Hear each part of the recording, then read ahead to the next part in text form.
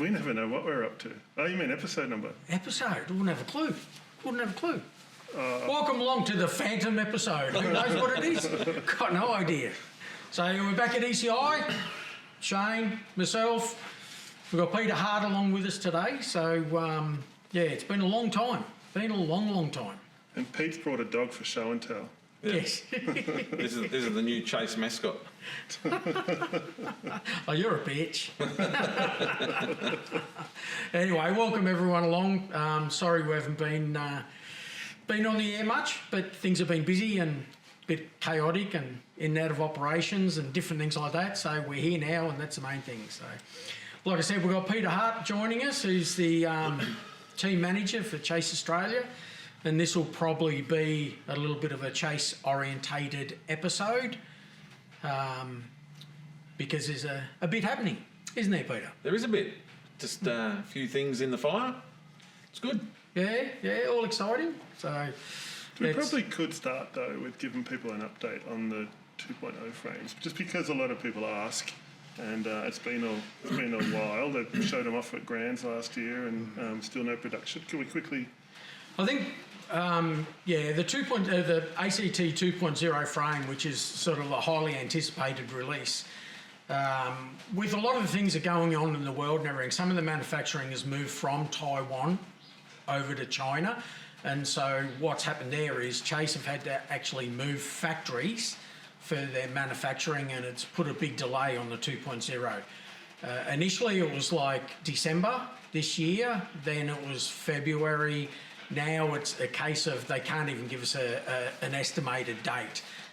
Peter spoke recently with Pete Delusky in regards to it, and full of apologies, but can't even give a fixed date on it. So what that does mean is that the 1.2, the Chase ACT 1.2 is still in production and will continue, but our stocks of 1.2 have dropped a fair bit simply because we're waiting for the 2.0 ourselves.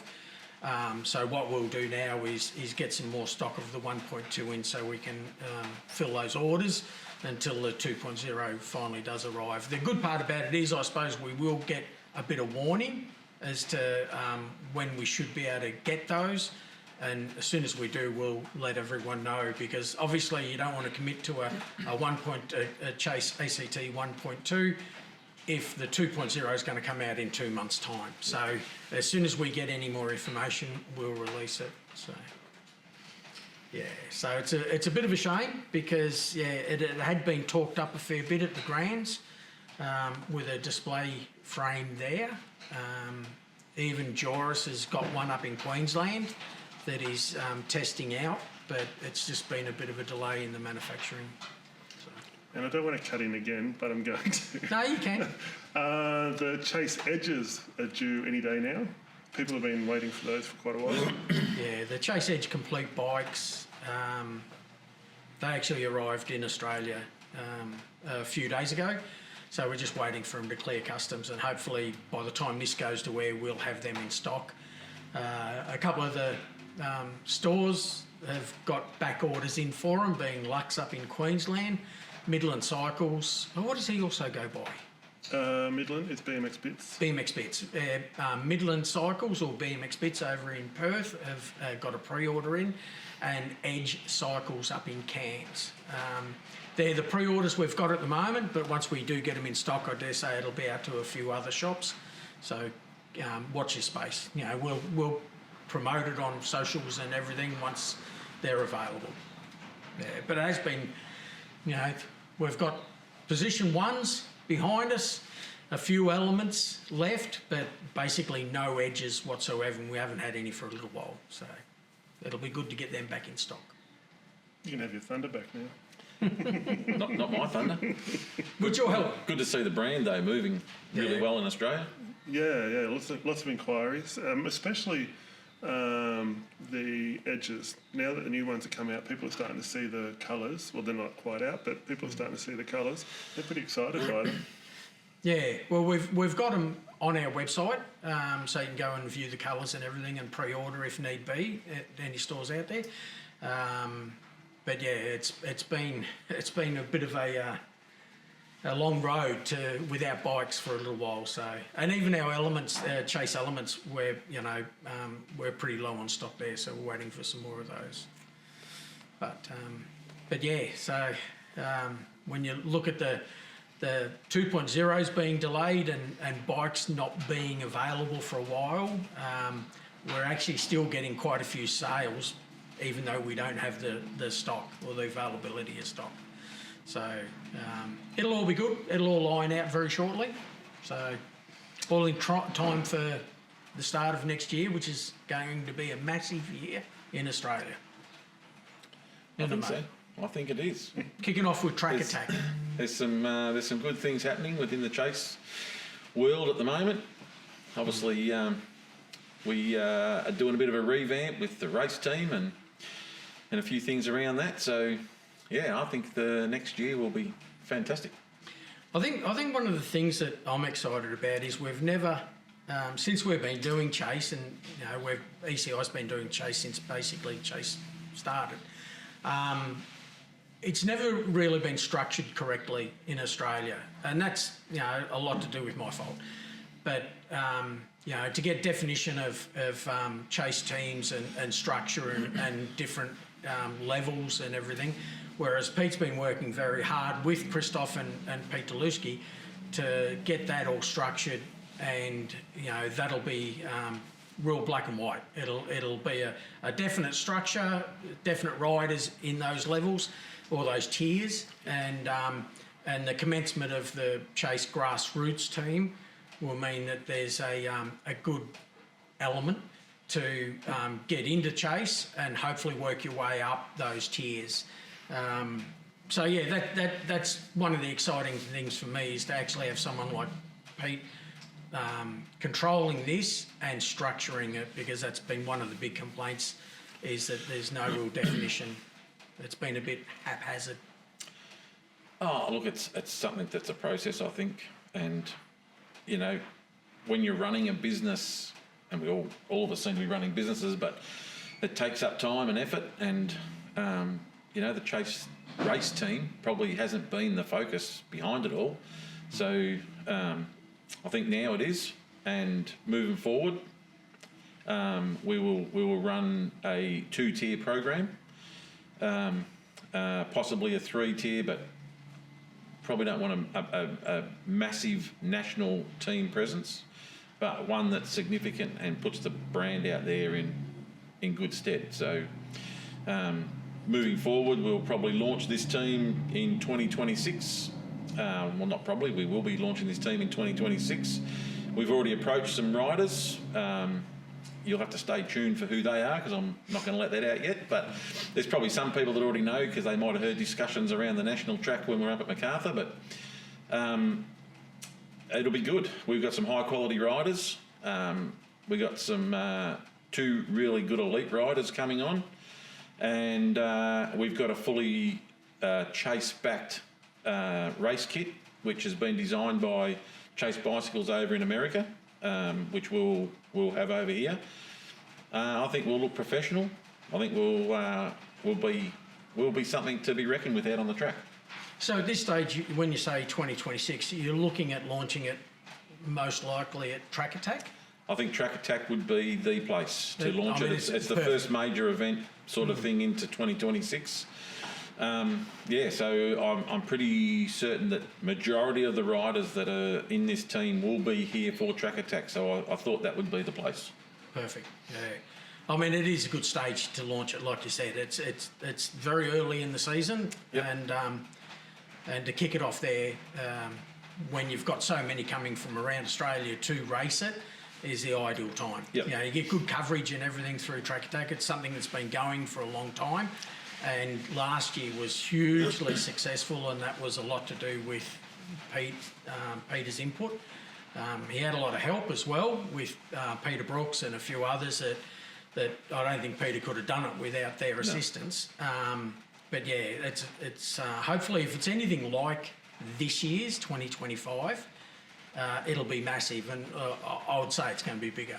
Yeah. So, Yeah. Well, hopefully Track Attack, we will have a couple of surprise visits, but that's not set in stone yet, so we won't promise it. But it's something that has been discussed. From the racing perspective, we're all very excited by what's going on, and I know with discussions that we've had with the US and Christophe over in France and whatnot, that they're very excited to have a national-based team that will be a stepping block to go international if they think you're at that level. It will also allow other riders, as Gary touched on with the grassroots team, that it gives another level for you to come from the amateur side more into the professional side. I think, moving forward, I think it'll be great for the brand in Australia. It'll be great for ECI and whoever else is selling the Chase brand in Australia. I think you'll find even at the moment, I don't know if Shane has noticed, but out on the track, the Chase brand seems to have escalated a bit in Victoria, especially. I've noticed it. Yeah, absolutely. So I think all things moving forward, we're on a good roll. Yeah, it's good. So this year you've been to the World Championships. You also went up to Macarthur for our national championships. What kind of presence would you say Chase has? Does it really stand out from the crowd? Over at the Worlds, I don't think it was standing out as much as what I would have thought, being that we were in Europe. Obviously, our quality riders were there riding them, but I don't think the brand as a brand was as big as I would have thought it would be in there. There's quite a few US pro bike riders, which are part of the international side of it. At the Nationals in Macarthur, I think the presence was quite big. Yeah. There was quite a lot of Chase bikes ranging right through from the Edge, the Element, into the RSPs and even the Carbon. So it's funny going just to a state round up in New South Wales at Jindabyne. There was a lot of Chases there, and it's funny because there tends to be a big association with a brand when the distributor's close by. So in Victoria, you'd expect to see a lot of Chase. Yep. In Queensland, you'd see a lot of Radio. But New South Wales seem to have a lot of Chase. Yeah. And we don't have a presence. Well, we've got a presence there through the stores, but obviously we're not there. Yep. Yeah, which is ironic because we don't even have a really, what you would class as a strong Chase dealer in New South Wales. Yeah. Whereas Queensland, Lux BMX and Midlands in WA and everything like that, but there wouldn't be one standout prominent Chase dealer that would be pushing it. So for them to have that popularity, it must just be on the brand itself, not the local incentives or whatever through a local store. So that's very promising. So. It must have been difficult for you to select your elite riders, being the social butterfly that you are and knowing everyone as closely as you do. Was it a difficult process, or did you straight away two names came to mind? I've actually spent a fair bit of time with one of these riders at quite a few events. So we have grown a good friendship. I've met parents and family, and they're a really good bunch of people. And the other elite rider, haven't had a lot to do with that rider, but we do know each other fairly well. And I think the pick was easy, to be honest. I went for riders that get along with everybody that I'm selecting. So wasn't just based on their abilities, which the abilities is a big part of it, but it was more based on, building a quality team and family under the tent as well as on the track. So team coherence is very important. I think so. And, you don't want a tent that's segregated and not getting along and all that sort of stuff. So even prior to doing this team, and we've run the couple of co-factory riders that we've ran for the last year, and having Harvey Brooks and all that in the team, we've all got along really well, and I think it's important, very important. Speaking of getting along well, what's absolutely astounded me is your ease at contacting and talking to a lot of these elite riders.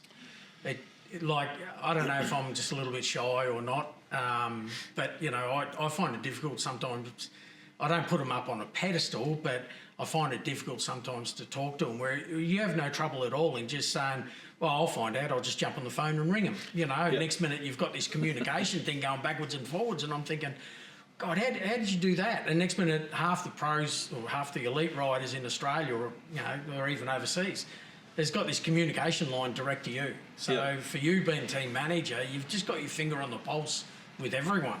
Look, and I don't know how I do it, Gaz. Because not that long ago I didn't know any of them. I suppose I'm just a sticky nose. And I will, if I want to talk to them about something, I'll feel them out first. Okay. And then if I get the twitch that they're onto it, I'm in there. And I've got some really good phone numbers in my phone, considering I don't ride a bike. And their support basically back is really good. I was always a bit nervous with the pro riders, especially at the high end elite, because you don't know what sort of reaction you're going to get. Some of them you think, oh, they won't want to talk to me because I'm nobody in their world, but it's totally the different thing. Do you think Track Attack earlier this year, 2025 Track Attack, was the grounding for that? Because you just got on the phone to a lot of the pros, etc., and invited them down to race Track Attack, and you put so much effort into it with pro signings and everything like that, that they then see you as a bit of an asset to know you, and maybe that things could go a long way, or you've got your finger on the pulse, like I said. Because I was blown away for such a short period. That was probably the first time you had to turn around and contact these riders, including Joris Torday and Isaac Kennedy and everyone like this to get them here. It just seemed like then it just started to flow from that. I think from contacting the Australian elite riders was fairly easy. It's fairly easy having a son that rides fairly competitively, and is not that he's an elite rider, but he gets along very well with a lot of the elite riders. Is that why you had like 21 of them sleeping at your place? We did have quite a number of riders stay at our house last year, and just for the record, we've got 13 or so staying at our house this coming Track Attack as well. But I think having Noah so well known in BMX, and it's not even so much from his riding. He's a lot like me. He's well liked, and people want to have stuff to do with him. So to reach out to the Australian side of the elite riders was fairly easy. But I think I broke ground with Joris, and developed that talking relationship with him and got him involved into Track Attack. I think it really boosted my ego, and thought, well, if I can talk to Joris, who's just won the Olympics. He's won pretty much every event that he's meant to have won, and not many people have done that. It just opened the door. And I think once people learnt that I had organised Joris to come to that event, they were more happy to talk to me. I know when I spoke to Isaac, Isaac then got Rico Bierman to ring me, and I've developed a fantastic friendship with him. I think once people trust you that you are the real deal, it makes it a lot easier, because there's a lot of people out there that talk the talk but don't really follow through. And I think we've followed through on everything that we've ever offered anyone. I think everyone's had a good experience out of what we've done, so that makes it a lot easier to do things future on. So this Track Attack will be no different. There's quite a few names that will start appearing hopefully over the next 2 months that will make that event another super story. Now, on the Track Attack side of things, BSX, how are you looking at that for? BSX has been a bit tricky. Like, just come out of winter, so flat out working on the track and organising sponsorship. I don't do as much schmoozing with the riders. I just hope they turned up on the day, and most of them do. I mean, this year it was same as Track Attack, the biggest event for us, 142 riders or something, which is pretty small amount. But when you consider you're fitting all these people into someone's backyard, not into a BMX track, it's pretty overwhelming, really. We trimmed the whole event down to make it run quicker, only to have more riders and make it run at the same amount of time, although it was quicker given the number of riders. But yeah, we're going well. The T-shirts have been organised early, so I don't have to worry about that when I get back from Grands. I lose 3 weeks of organisation time, so I should have them delivered today, I think. So we're ahead on a lot of things, but as per usual, it'll be frantic right up to the minute we start the first gate. You've got some names already? No. Not really? No. No. Okay, not that you want to release. No. I suppose going over to the Grands is a difficult thing, even though you love going over to the Grands. But like you said, it takes 3 weeks out of your preparation. Yeah. Because over the next couple of months is a hectic time for you. You got to squeeze work in amongst it. Yeah, all that fun stuff. I did get a little bit of work done over the weekend. We had Nick Stevens drop in with a bobcat, and haven't had a lot of physical help these past few weeks. So to have that was a big thing, which meant that the track will settle by the time I get home. We'll be able to pack it in. Yep. We'll be ready to ride. But yeah, it's funny. I've been running it. I think this is going to be the 21st consecutive. It gets easier every year, but then it also gets harder. And you've got volunteer turnover, and you never really know what kind of an event it's going to be until the day. So as long as we get the people there and we manage to raise money, I think in total over the 20 years we've raised just over $90,000. This year just gone, it was over 10.5. I think it was 10,560. Jeez. So and that was the biggest amount we've ever made as a donation to the Children's Hospital. So yeah, I'm just expecting it to be bigger, thanks to people like Pete making Track Attack bigger. It just brings more people into the backyard. I don't even need milkshakes. Well, we do. Part of our advertising campaign isn't just for Track Attack. There's always BSX is involved in the conversation. So actually, I should mention that Track Attack are actually a partner for BSX this year, which is the first time that's ever happened. Jeez. So they'll make a direct donation to the Children's Hospital, but I believe they've got a couple of other activities on the go. They'll be selling stickers, Track Attack stickers at Track Attack, and they said they'll be donating them some of the money from that as well. Jeez. To the Children's Hospital. So realistically, you could quite easily look at your total target cracking the $100,000. Well, that's the goal, and what happens after 2026, I'm not sure. Yeah. But if we can get that 100,000, That's that'd a be crazy great. effort. Yeah. That is huge. But that's not me. That's the entire BMX community that gets involved. Of course. It's I suppose the one thing that is it's so weather dependent. Yeah, although BSX. we've had 2 really heavy rainfalls at BSX, and instead of rescheduling, you ask the riders, no, let's just do it in the mud. Yep. So I mean, in a real world, you'd want a perfect weather conditions, but if we can still run the event and still raise money, then it still works out. I know there's been a few bloody hot ones. Oh yeah. But you're right, it still goes ahead. So, Yeah. and everyone has fun. Yeah. And it's for a good cause, raise some money and have a good day. Of course, I should note that Profile are our naming rights partner again for the 4th year, I think it is. And we've got Pro 10 joining us again. Pro 10, I shouldn't try to get into what they do as a business because I'll never get it right, but I think they grow little chicks into bigger chicks and they send them off to the chicken farms. Oh. They've made a $2,000 donation to the Children's Hospital already before the event even started. Fantastic.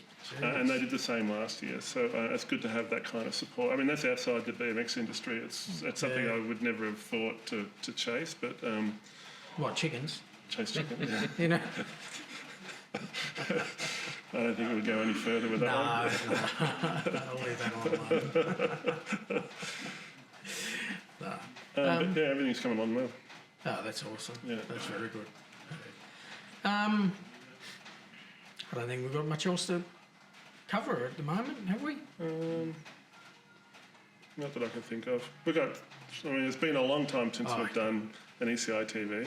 And been nagged about it for quite a while, and I'm sure there's new products that have There's come heaps of new products and heaps of news and everything like that, but realistically, Pete called into ECI today and we said, look, let's jump in front of the cameras and mics and just let everyone know a little bit about what's happening with Chase over the next year or two. So that's more what this episode is about. We might be able to throw a bit of new product or something in if Shane's got some time before he jets off to the Grands. But yeah. I'll be doing some video from there as well. Oh, definitely. I've already got a lot of visits planned with industry people, and obviously be at Tulsa for about 10 days, so there'll be plenty of time for interviews and things there as well.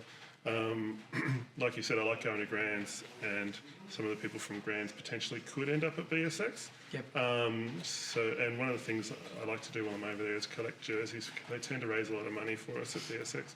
So I'm already going to drop in on Nick Long. He's already said you just swing by and we'll sort you out. Perfect. And the Inspire team are going to provide a few jerseys. So yeah, it's all coming together. Awesome. Okay, well that's probably about it from us. Yep. Might go have some lunch. Mad if we don't. Yeah. Okay, thanks everyone, and it'll be a lot shorter between this episode and the next episode, I promise. It's got to be a couple of months almost, hasn't it? Actually, what we should mention that's been new is it's Just BMX podcast. Those guys have filled quite the void for us. They have, haven't they? Yeah, Stewie and Dozer. Yeah, just give them a bit of a shout out. It's been fun listening to a fresh new set of voices and interviewing some of the people that we probably wouldn't have had a chance to interview. Yep. So yeah, that's been good. No, perfect. No, okay then. See you everyone, and stay safe out there. See you later. See ya.